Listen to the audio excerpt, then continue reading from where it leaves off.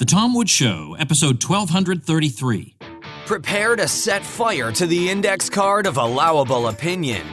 Your daily dose of liberty education starts here. The Tom Woods Show. Hi everybody, Tom Woods here. This is so great and exciting for Bob Murphy. A lot of you know Bob Murphy. If you don't know Bob Murphy, that means you are not listening to my other podcast that I do once a week, Contra Krugman. We take a Paul Krugman New York Times column and we go through it with a fine-tooth comb.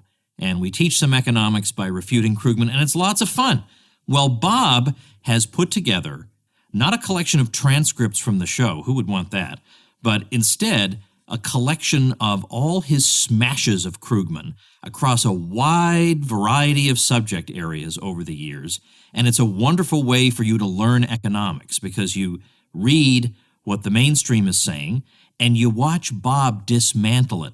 And it's beautiful. Sometimes it's like a surgeon's precision, and sometimes it's with a sledgehammer, and in all cases it's fun and educational. And the book is called Contra Krugman, Smashing the Errors of America's Most Famous Keynesian. You can check it out at contrakrugmanbook.com. Bob, as you know, holds a PhD in economics from New York University. He is the author of many other books.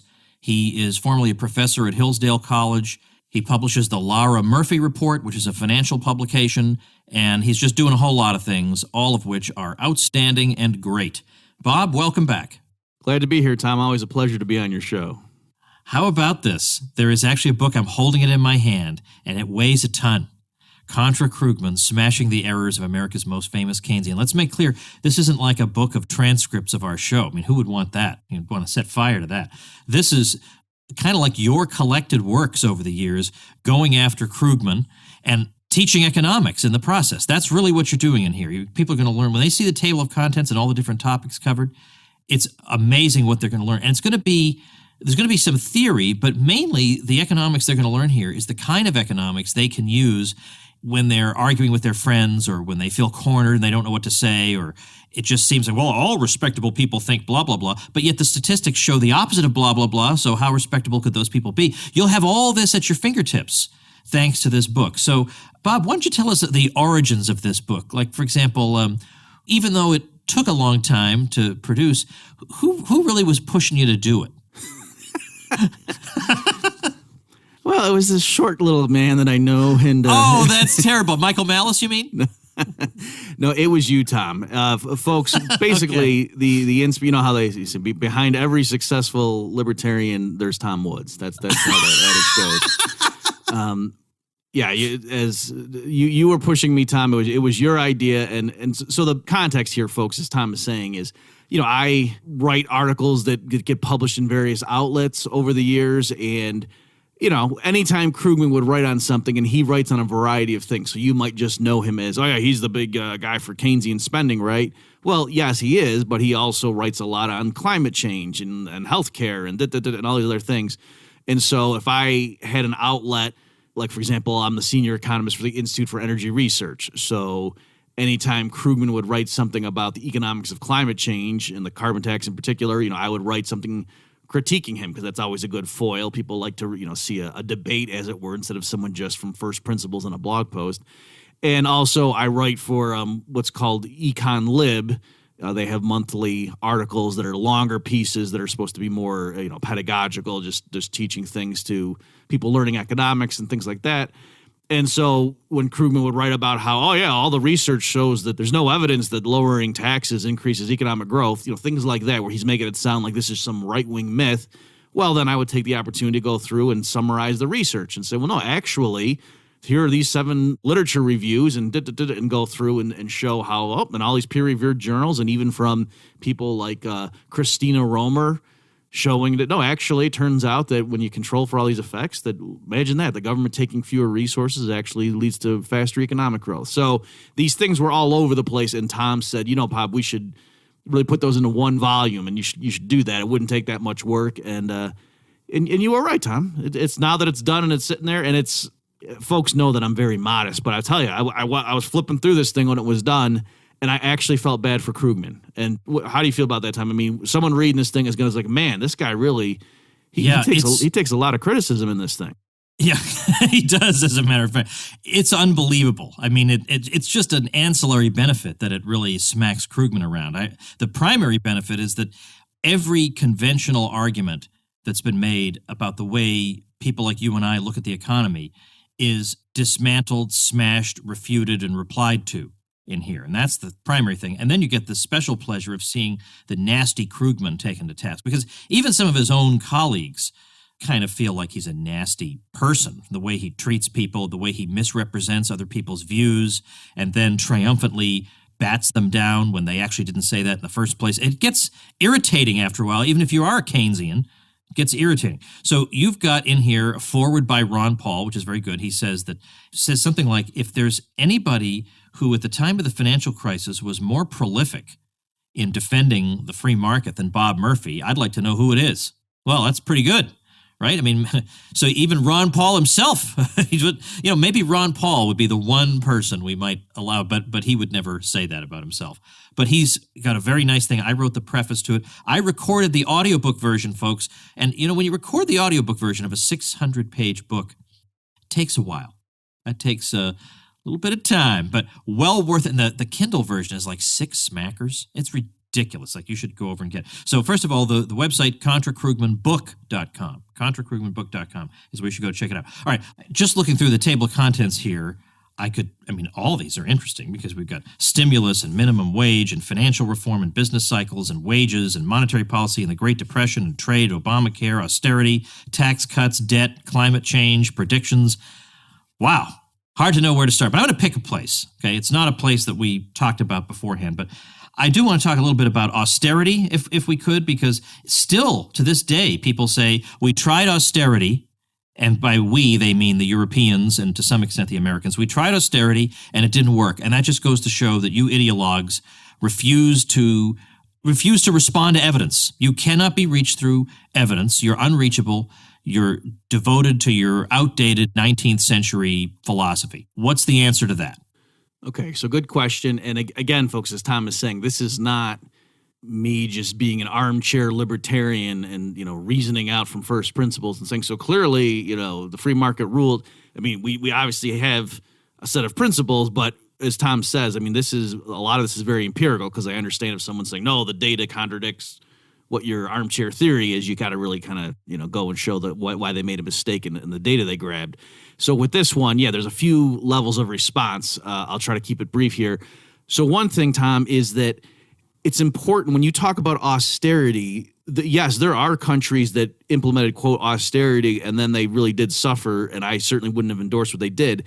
But what that would mean in practice in a lot of these places, especially in Europe, was, the government would come in, would bail out the banks with taxpayer money, and then would impose a big tax hike and possibly cut some other forms of government spending to contain the increase in the spending that was necessary to bail out the banks for the bad loans that they made. All right, so that's certainly not, bailing out banks for their bad decisions and then imposing tax hikes on people while the economy is already on the ropes. That's certainly not something that a libertarian would support ethically, and it's not in line with, Austrian theory in terms of what could policymakers do to ease an economy that, is on the ropes. Now, on the other hand, if what you mean by austerity is simply that the government's going to cut spending, and that's the way that we're going to impose pain and tighten our belts and whatever, that's actually pretty good. In terms of standard libertarian, ethically, that's right. You're stealing less from the public in that scenario. But even just the standard economic analysis, there have been studies, and not from like the Heritage Foundation, but from, I think one of them came out from the ECB. But it was some, international type group like that, and it was not an ideological pro-market entity by any stretch. But they had one of their research, monthly bulletins or something come out, and they looked at countries that primarily tried to close their budget gap through cutting spending rather than from hiking taxes. And they found that didn't cause them to sink further into recession. All right. And so that's example. There's also like Canada famously in the mid to late 90s really turned around its budget situation. They were on the verge of having a debt crisis spiral out of control. They did raise taxes a little bit, but they mostly cut spending for a few years to get it under control. and they went from a string of budget deficits to a string of budget surpluses, and that didn't, their economy didn't fall off a cliff. So there's all these examples of countries cutting spending as a way to deal with budget deficits that don't lead to disaster, and the Keynesians never point to that. And in fact, Krugman, and I document, goes through and tries to explain away all these cases. Oh, well, their currency depreciates, so they exported more. Or, oh, well, the central bank cut interest rates and da-da-da. So that's how. And, he has to explain away all these cases. On the flip side, we have plenty of evidence of cases where the government engaged in massive deficit spending, in other words, the, quote, right thing to do, where it was a basket case, right? And so, FDR, and Hoover himself too, but FDR in particular, they say, oh, yeah, he engaged in deficit spending. It's not like the 1930s were a great economy. And, Obama certainly engaged in stimulus, anti-austerity measures, and it's not like the U.S. economy was great. So with all these things, Tom, what they do is they set up an alternate universe that we can't observe and say, oh, it's a good thing that Obama did engage in his stimulus package. Otherwise, we would have had the Second Great Depression. Right. And so, no, in practice, what you see is there's plenty of cases where governments that have a big deficit, even if they're on the verge of going into a recession, if they just cut spending primarily, they're fine. And then we forget about them and we don't use them as an example of anything because they didn't collapse. Whereas countries that do engage in the Keynesian prescriptions end up having awful economies. And then the Keynesians come in and say, oh, that's because they didn't do enough of the medicine. That's why. I want to switch around just because there's so much to talk about here. I could do follow-up questions all day, but we're probably going to do one episode on this book, so I want to just give people a flavor of all the different stuff that's in there. But also talk about not just the economics, but also just show how slippery Krugman is and how slippery you have to be in order to make these ideas stick. So let's cast our minds back a bit to the days of the sequester. I've got some young listeners who were probably, in diapers during the sequester. Not quite, but they were... they were pups in the days of the sequester. Remind us what the sequester was and what Krugman had to say about it and what wound up happening. Okay, sure. So this was something, so again, set the stage, folks. Remember, Obama comes in, he wins in the 2008 election, he's inaugurated in 2009, and then there's the whole Tea Party revolt and a lot of new Republicans come into office. And so the Republicans, of course, remember, Republicans are great folks when there's a Democrat in the White House. Then all of a sudden the Republicans remember that they're for less spending and so forth. And so one of the things they did, they kept having these budget fights. There were various rounds of it, but I think it was like in the winter of 2012, they were fighting over stuff and they could not come to an agreement. And so they had this sort of poison pill in the legislation saying, okay, if we can't come to this agreement, there's going to be sequestration that's going to kick in early 2013, which was going to be some actual budget cuts. And here, Tom, I know you and I are cynical on this stuff and other longtime watchers of Washington, D.C., and that, a cut in Washington means a slowdown in the rate of growth. But actually there were, literally the absolute amount of federal spending went slightly down a little bit, at least, in this one-shot thing, and some slight tax hikes, okay? And so that was what sequestration was. And again, it was going to kick in January of 2013 if such and such compromise couldn't be achieved, and it wasn't. So, you roll into there. And so Krugman, of course, is going crazy, saying, are you kidding me? The recovery from the Great Recession is very lackluster. Thank goodness we had Obama in there and Bernanke, and they weren't listening to these nut jobs like Ron Paul. But still, the economy is very tender right now. The last thing we need is to engage in austerity at this point, which is, sequester would be a function of that. Now, remember, folks, that this is also when the rounds of QE are going, quantitative easing. So you had the Federal Reserve doing what it could to stimulate, in terms of the Keynesian worldview. And then you had, on the fiscal side, you had these crazy Republicans who were sort of playing chicken with the fate of the country in order to score political points against Obama. This is the narrative Krugman's painting, such that in April of 2013, Krugman actually wrote and said, well, there's two camps here. Some of us are saying that this fiscal sequestration is a doomsday device that we're imposing on ourselves. That's his literal phrase. He's grabbing it from the Dr. Strangelove movie. In other words, we're going to intentionally blow up our own economy. That's how he described it, saying this was like an unforced error where we're just going to hurt ourselves for no reason. And then he said, on the other hand, the Fed's doing what it can, but we're in a liquidity trap, and so its hands are tied. And so he's saying, so this is kind of a good test to see, are we conventional Keynesians right? or these guys like the market monetarists who think the Fed can just offset everything and that really as long as the Fed's doing the right job, then we can, cut spending. Are they right? And he said right now, and he's writing it as of April 2013, he's saying we're getting a good test of this and it doesn't look good for my opponents. Okay, because at that point, the economy didn't seem to be doing very well.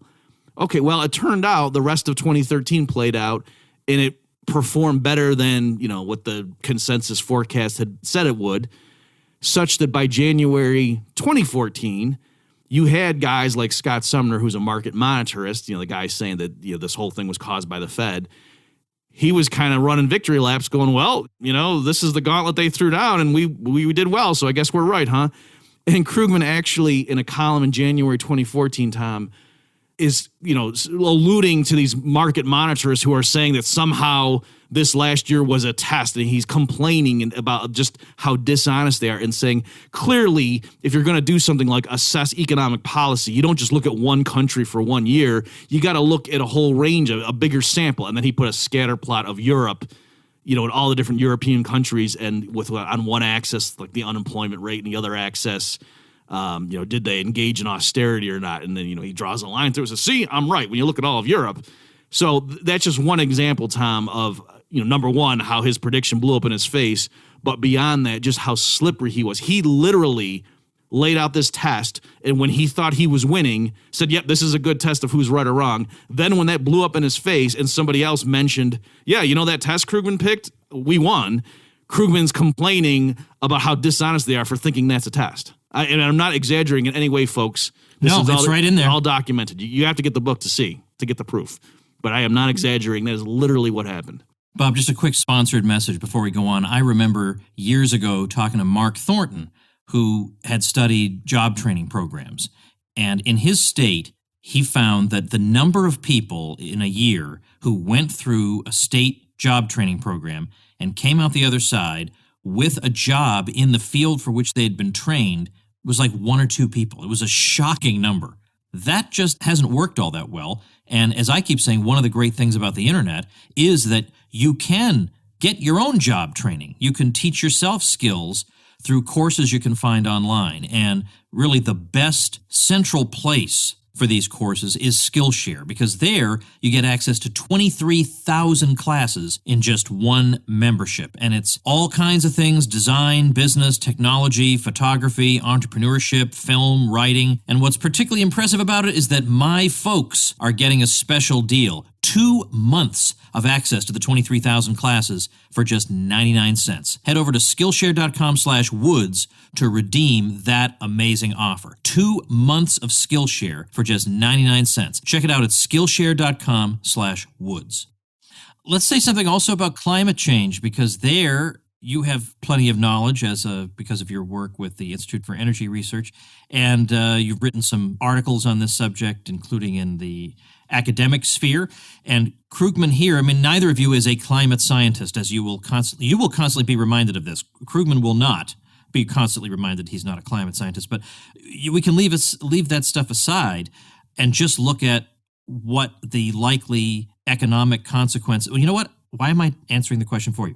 Tell us about Krugman and climate change and what's wrong. Yeah, not only are you not a climate scientist, you're not even an economist of climate change. So you really no, I have no business even asking the question. You're right. So, and this is something, folks, that and Tom's right. I do try to be clear with people because I want them to understand. Let me just very briefly here say something that to try to frame this. It is, you'll hear these things all, and Krugman does this too, so it's certainly relevant to this issue for today's podcast episode. But they will act as if, there's this huge consensus. And Krugman even recently just said something like, I suppose there's this huge conspiracy and all the scientists in the world are lying about climate change and not one single one of them is deviating from the orthodoxy. Okay, sure, guys, that makes sense. And you'll see figures like, 97% of the publishing climate scientists agree. And that is extremely misleading, okay? That even the people, Tom said, I do some stuff. I have a study from Cato that's a critique of a U.S. carbon tax, for example, that I do with Pat Michaels and Chip Knappenberger. Those are both actual climate scientists. So they both would be part of that 97% consensus, even though they're co-authors with me on a study opposing a U.S. carbon tax. Okay, and so what that means when they say this consensus, that means somebody who thinks, yes, the globe is warmer now than it was like in 1750, and yes, other things equal, emissions of carbon dioxide and other greenhouse gases from human activities would contribute to some of that warming. That's what people, if you want to get the 97% consensus, that's what that means. But notice there's no government policy prescriptions that necessarily flow from that. Somebody might even agree with those statements I just said and say that's a good thing. Like maybe the earth was going to cool and that this is going to offset that a little bit. Or maybe all things considered, the fact that the earth is going to be warmer now is a good thing because fewer elderly people die in the winter and certain areas now can plant different types of crops. And so maybe, right? So there's all kinds of things like that, nuances when you get into this debate. So anyway, as far as Krugman, I'll just make one observation about a particular thing where I caught him bluffing is Krugman, he'll talk about how we need to take urgent action. And when back going into the 2016 election, he literally, I'm not exaggerating, folks, he literally said the fate of the planet rests on this election. And if Donald Trump wins, then he's going to have the ego that destroyed the planet. Okay, that's or maybe he said id. He used some Freudian thing. I don't know if it was ego or id, I forget. But that was the deal, right? So there was no nuance whatsoever. He wasn't thinking like an economist doing marginal cost benefit. It was just, if Donald Trump wins, literally the earth is over, okay? And so what I pointed out was you can use the standard periodic reports from the UN's own agency, the IPCC, the Intergovernmental Panel on Climate Change, and they actually in one spot did an assessment to say if we delay these optimal mitigation measures until I think it was the year 2030, how much do the compliance costs increase, right? And so they estimated this. What they were trying to do was to show what's the cost of delay, of inaction. In other words, and the people doing those numbers and publishing that, I'm sure the people at the UN, why they wanted that table in this document was it gave ammunition to people who wanted to say, hey, let's not drag our feet and wait around for more data. Let's go ahead and take action because it will be cheaper to deal with this sooner rather than later.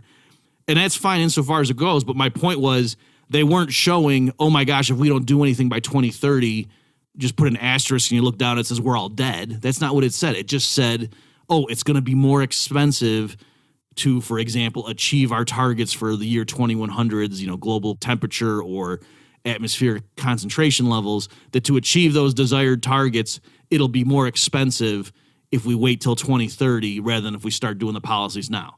Okay, and again, it was some tolerable number. It was more expensive, but it wasn't like it was a catastrophe. So I'm just saying little things like that where I'm just showing that, no, Krugman's narrative does not work at all. And I'm not saying, according to this Cato study, I'm saying according to the UN's own documents summarizing the peer-reviewed economics of climate change literature. So Krugman just, what I noticed, Tom, and we document this in the book, is that he kind of just gave up. In other words, I think he realized at some point that he was going to do what he's going to do in terms of his New York Times column. I'm sure, his academic work, to the extent that he still does that occasionally, he's much more refined. And that's true. I've seen him give us talk, not in person, but I've seen, excerpts of it. I've seen him give talks at academic conferences, and he's, mild-mannered, button-down shirt Paul Krugman, the economist. He's a different guy in his New York Times outlet where he just, as we say, Tom, on the show, on Contra Krugman, often you wouldn't even know he was an economist reading his column. He's just some demagogue, lambasting greed and racism. Now, speaking of greed and racism, let's talk about Austrian business cycle theory. Well, the greed makes sense, right? Because right. Well, naturally, but no. What I actually want to talk about, I want to give you a chance to talk about. And again, I'm sorry to just jump from one thing to another, but I just want to give people a flavor of all the sort of stuff that's in here. The time that you had a bit of an exchange kind of in real time with Krugman, and that he responded to you with respect to something you had written about Austrian business cycle theory, and then you wrote a reply to him, and he paid you a kind of a compliment, maybe kind of an odd compliment, but you've got that in here, and Krugman's misunderstanding, because you'll never believe it. Krugman doesn't quite, is not actually steeped in the literature of Austrian business cycle theory, but he still has plenty to say about it. So I think what we may need to do is have you give the most layman-y of layman overviews of Austrian business cycle theory. And this is the most important thing. If you're listening to this podcast right now and you're tempted to say, well, I think this is about to get complicated, I better move on to the next one. No. This is the piece of economic knowledge people need more than any other right now, which is the business cycle stuff. Well, why does the economy go up and down, up and down, up and down? Is that just a natural phenomenon and there's nothing you can do about it? Is it an artificial phenomenon? The Austrian school, which Bob belongs to, has something to say about that.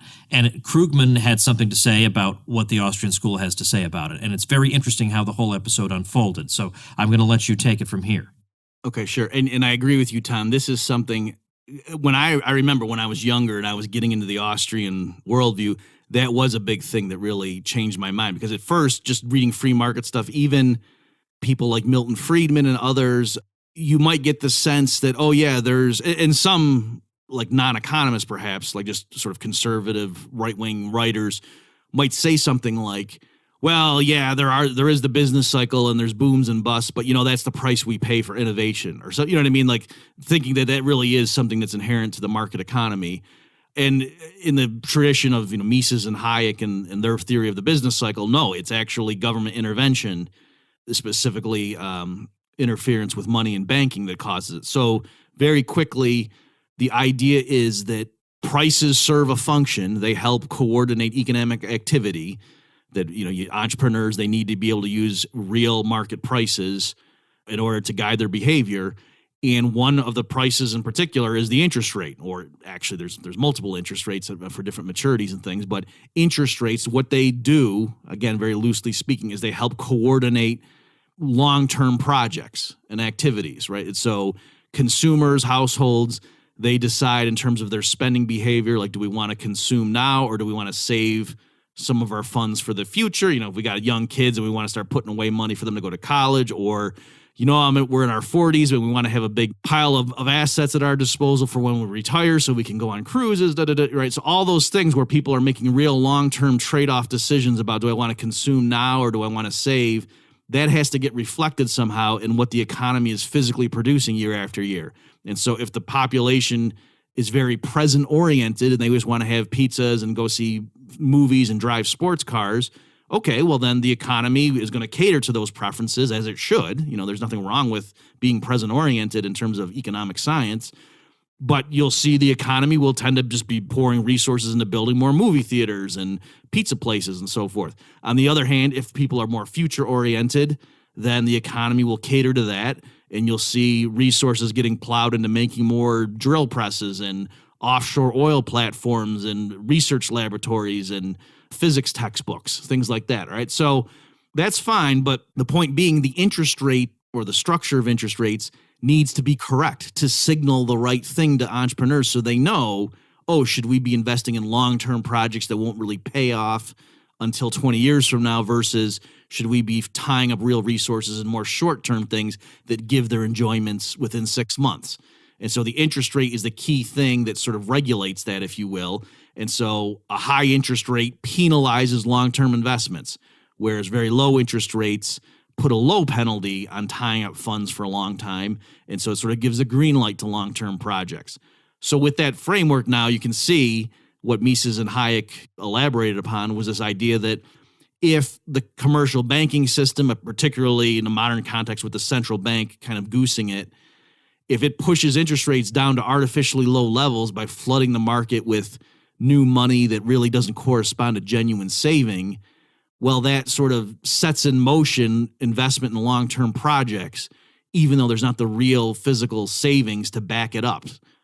And so that causes a mismatch. The production structure gets out of whack. It's not internally consistent anymore.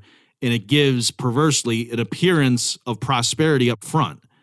Consumers feel richer, businesses are hiring, everything seems great, but yet it's because there's this collective illusion that the economy is not as wealthy as people are being led to believe by this artificially low interest rate.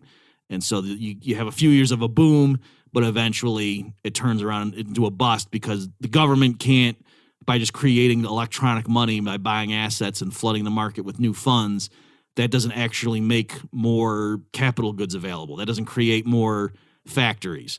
And so physically it's impossible for the boom to continue.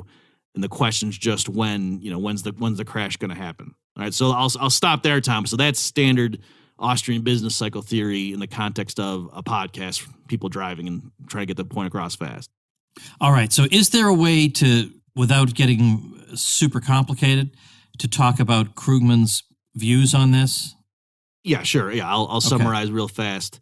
And for people who want to go look at one thing, go ahead and look at Krugman's New York Times column called Great Leaps Backward, which was January 19th of 2011. So you'll see he actually cites me by name and links to a Mises.org post, right? So for those of you who think that, oh yeah, Bob's just in the corner taking swipes at this giant.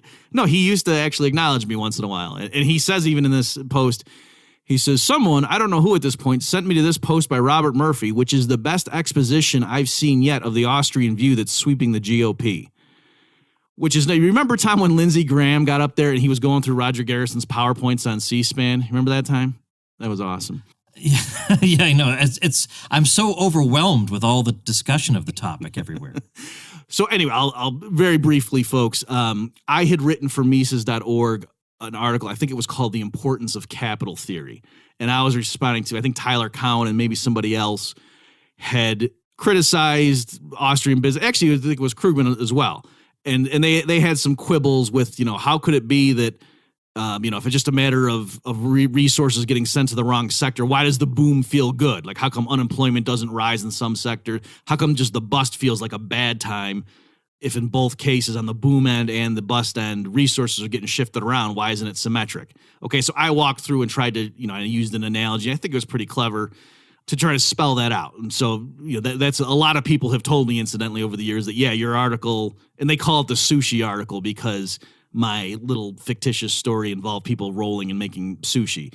So anyway, that was the thing where I walked through why you needed to have a theory of the capital structure. It wasn't just a matter of aggregate spending. You wouldn't be able to even see the Austrian story if you were just thinking in terms of aggregate spending. You needed to actually be thinking physically in terms of there's a capital structure in order to produce things. Prior decisions needed to be taken. And so, there's a history involved. It's not just, how much money do I want to spend, or do I clam up and my animal spirits are preventing me from spending? That's not the issue. The issue is right now, what kind of productive machinery do we have at our disposal because of past investment decisions? All right, so that was that. And then Krugman, in this Great Leaps Backward, so he's alluding to Mao's Great Leap Forward. He says that, yeah, actually, this story is internally consistent with what this guy Murphy came up with. And maybe that kind of describes what happened in Maoist China, where they tried to modernize too quickly, and so the population starved while Mao was trying to, build his factory base up to the standards of the West. He was trying to industrialize too fast. So yes, this is logically internally consistent, but come on, Krugman says that's not what happens in modern Western economies, when clearly this is the fault of insufficient aggregate demand. Okay, so that's the kind of interchange that we had. And so what I did in response is just with several of his empirical offhand observations where he tried to show, look, if the problem were inadequate demand, like I'm saying, Paul Krugman, you'd see this in the data, and we do see it. And I just point out that, no, his particular examples don't really work. So one example is he looked at, in 2008, at the end of 2008, Krugman looked at the states, their unemployment rates, and how much their unemployment rate had increased over the past 12 months. He just grabbed the latest report from the Bureau of Labor Statistics, and he said, look, at the states with the biggest increase in unemployment don't really bear much relationship to the states that had the biggest decline in house prices. So these sort of, real business cycle theory or Austrian types who are saying the recession is, some sort of curative hangover because of the excesses of the housing bubble, they don't know what they're talking about. And so I pointed out in response, well, no, why are you picking the year-over-year change at the end of 2008? The housing bubble burst back in 2006. And so I reran his same test, except I changed the dates. I said, I ranked the U.S. states by saying which had the biggest drop in house prices since the bubble burst, and then in the same time period, which have seen the biggest increase in unemployment rates. And of those two lists, the worst 6 states, 5 of those states were on both lists, if you get what I'm saying. So the 6 states that had the biggest house price declines from when the bubble burst, 5 of them were also in the ranking of the states that had the biggest unemployment increases. So I was saying, by Krugman's own metric, actually the Austrian story makes a lot of sense. Whereas if it were just, people panicked because of the financial crisis, so they stopped spending money, and so business just clammed up across the country, then you wouldn't see that, that would be an incredible coincidence, the data that I dug up. So things like that. Now, that's pretty good stuff there. And as I said, we should put that on the back of the cover. That's pretty good stuff, Tom Woods. Well, look, the fact that you, the fact that you actually had an opportunity to take him on because he addressed you, which he shouldn't have done. He addressed you, and you were able to respond and well, he learned his lesson. He has not mentioned me. Oh yeah, well, he did once for the inflation stuff, and I do get in that, folks, too. That right.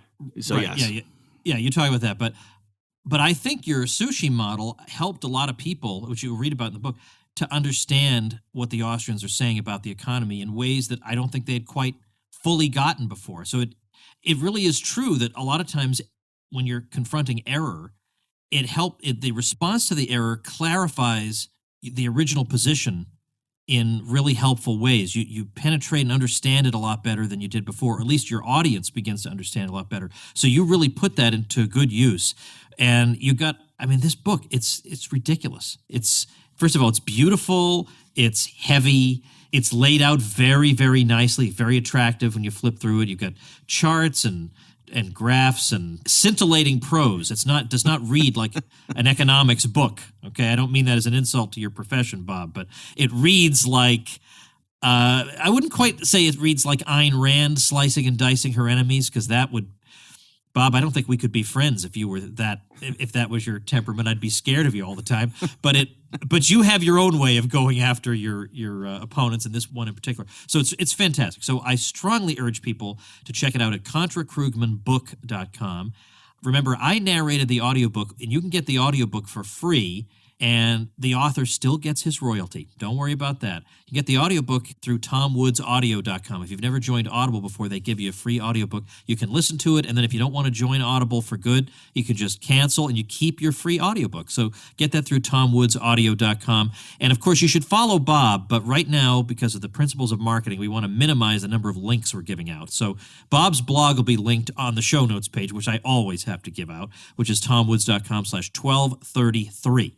There we'll link to what Bob is up to, Bob's books, this particular book, this brand new one that you need to get. It'll all be there, TomWoods.com/1233. Thanks, Bob. Thanks for having me, Tom, and thanks for pushing me to do the book. Yeah. My pleasure. All right, folks, before I let you go, I have a couple of time-sensitive things to tell you about. I hate doing this because then years later, this is just a waste of time on the episode, but I can't really help it. Number one, if meeting Ron Paul has been on your bucket list, then a great way to do that is at the Mises Institute Supporters Summit at the end of September 27th, 28th. It's going to be a great event. I'll be there as well, and it would be wonderful to meet some of you good folks there. So you can find out about that at tomwoods.com/events. The other thing is, I am doing, now this is really short notice, okay? I don't normally do this on the podcast, but this is really short notice. Monday, September 10th, 2018, I'm going to be in New York City, and some members of my supporting listeners group and I have gotten together to do an escape room. Now, if you don't know what an escape room is, Google it and you'll find out. But I've got 4 or 5 slots left. There are going to be 12 of us all together trying to conquer this particular room at 6:30 p.m. It's going to be, I'll just say, around the theater district area, I'll just say for now, in Manhattan on Monday, September 10th. So I've got 4 or 5 slots left. If you're a member of the Supporting Listeners program and you'd like to participate. Now, this time it is Dutch treats. Sometimes I've shelled out, but this time it's Dutch treats, $31 a person. But we're going to have a great, great time trying to conquer this room. If you would like to be part of that, then just drop me a note at tomwoods.com/contact. And if you'd like to go and I still have a slot open, then I'd love to add you. If you are not a member of the Supporting Listeners program and you'd like to join it and then come and do the escape room with us, that'd be great. If I've got a slot left for you, I'd love to add you. So supportinglisteners.com is where you go to join that group. It's all good people, and they're all doing a good thing, which is helping me out with the show. But when I had a free couple of hours during an upcoming trip to New York, and I thought, I like doing escape rooms, and I'd like to get to meet some of the folks. And we have somebody that you might know. And it's not Michael Malice and it's not Dave Smith, but somebody, if you follow libertarian politics, you may know, will be joining us. So it's not Larry Sharp. I don't want to get you thinking that. But anyway, somebody I've been meaning to get on the show will also be doing it with us. So it's going to be a great time. So if you'd like to do that and you're in New York, let me know, tomwoods.com/contact. Got to be a member of the supporting listeners group. And that's it. See you tomorrow. Become a smarter libertarian in just 30 minutes a day. Visit tomwoods.com to subscribe to the show for free, and we'll see you next time.